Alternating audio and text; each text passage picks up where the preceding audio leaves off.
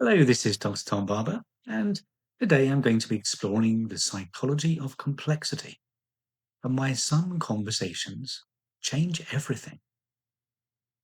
Why is it that highly capable people often struggle to find conversations that match the complexity of their experience? There are certain conversations that leave people feeling lighter, clearer, and more organized in their thinking, even when no solution has been reached. Over the years, I've become increasingly interested in why this happens. The obvious assumption is that clarity emerges when people find answers. Yet clinical experience often suggests something different. Many individuals arrive having already thought extensively about the issue they wish to discuss. They have considered alternatives, weighed consequences, sought advice, analyzed possibilities, and revisited the same questions repeatedly. In many cases, they are not short of explanations. What they often lack is somewhere they can think properly. At first glance, this may sound like an unusual distinction. Thinking is something most of us do continually. Yet there is a significant difference between having thoughts and having sufficient psychological space to explore them without immediately simplifying them. Modern life tends to reward speed. Decisions are expected quickly, opinions are formed rapidly, communication often becomes compressed into summaries, bullet points, headlines, and conclusions. There is considerable pressure to arrive somewhere. Much less attention is given to the process by which understanding develops. For many people, this presents little difficulty. The situations they face are relatively self-contained, the consequences limited, and the available options reasonably clear. Complexity exists, but it remains manageable. For others, the picture is rather different. There is a distinct difference between thinking and thinking properly. One of the observations that has emerged repeatedly throughout my work is that responsibility changes the way people experience reality. The founder, responsible for an organization, the executive, carrying significant consequence, the professional, operating under sustained pressure, or the individual whose decisions affect the lives of others, often develops a different relationship with complexity altogether. Problems cease to arrive one at a time. A decision concerning a business may also affect a family. A relational difficulty may carry professional implications. A financial choice may influence identity, security, future direction, and personal meaning simultaneously. What appears then straightforward from the outside often reveals itself to be part of a much larger system when explored carefully.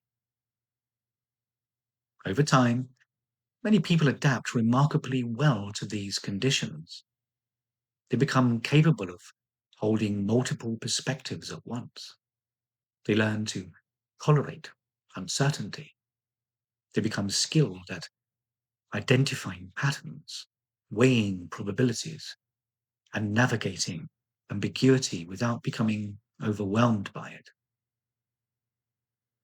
What develops is not simply knowledge or expertise, it is a different relationship with complexity itself. This is one reason simplistic advice can sometimes feel strangely unsatisfying for people operating in demanding environments.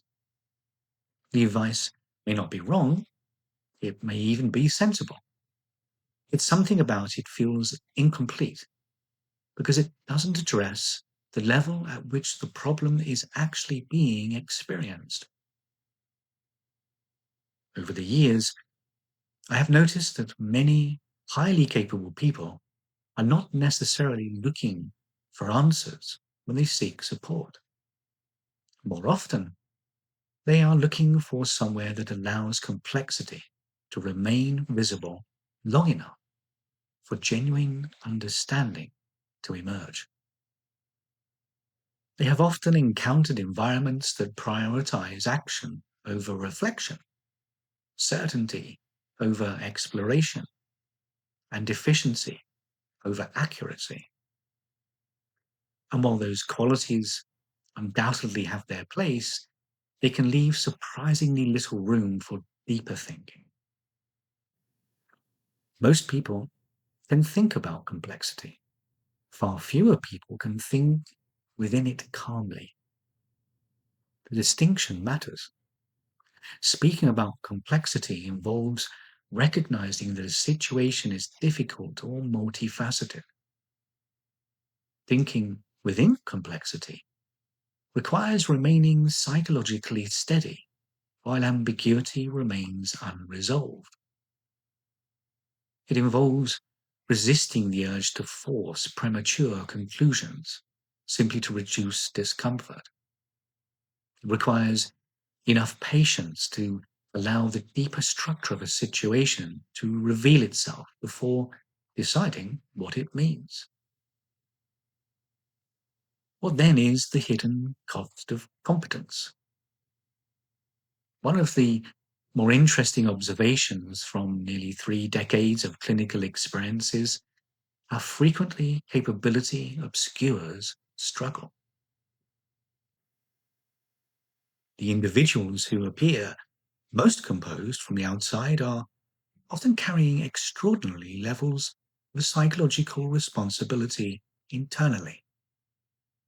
Over time, both they and those around them will begin to mistake continued functioning for the absence of difficulty.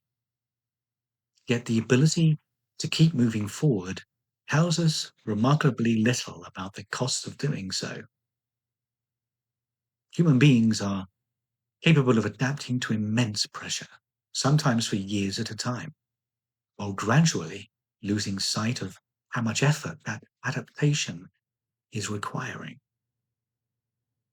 This is particularly true among people who have become accustomed to carrying responsibility. They solve problems because that is what they've always done. They absorb pressure because others depend upon them. They continue functioning because there appears to be no realistic alternative. In many cases, these adaptations are strengths. They allow people to build careers, organizations, relationships, and lives of considerable substance. The difficulty arises when adaptation becomes so familiar that it disappears from awareness. Many people become accustomed to carrying significant psychological weight without recognizing it. The burden becomes normal. The effort required to maintain clarity becomes invisible. Internal strain is experienced as part of everyday life rather than something worthy of attention. More often, it appears as a gradual increase in internal friction. Decisions require more effort than they once did. Thinking becomes noisier. Rest becomes less restorative. Relationships begin carrying tensions that are difficult to explain. A growing sense emerges that something is not quite right, despite the fact that most external measures suggest everything should be. As a psychotherapist, I have found that the issue is rarely capability. Many of the individuals I work with are exceptionally thoughtful, intelligent, and resourceful. The question is whether clarity can still be maintained under sustained complexity. There is a loneliness that nobody sees. Loneliness is often misunderstood. Most people associate it with social isolation, disconnection, or a lack of meaningful relationships. The form of loneliness I encounter most frequently looks rather different.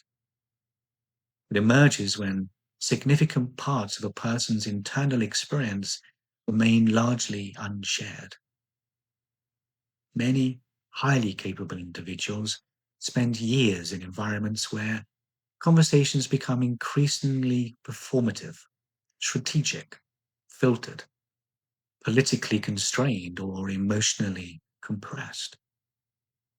Communication remains constant, yet genuine exploration becomes surprisingly rare.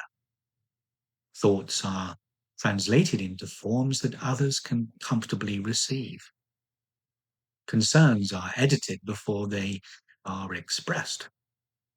Ambivalence is managed privately. Emotional responses are moderated. Complexity is simplified so that life can continue moving forward. This is not usually a conscious process, nor is it necessarily deceptive, or often it is an adaptation to the realities of responsibility.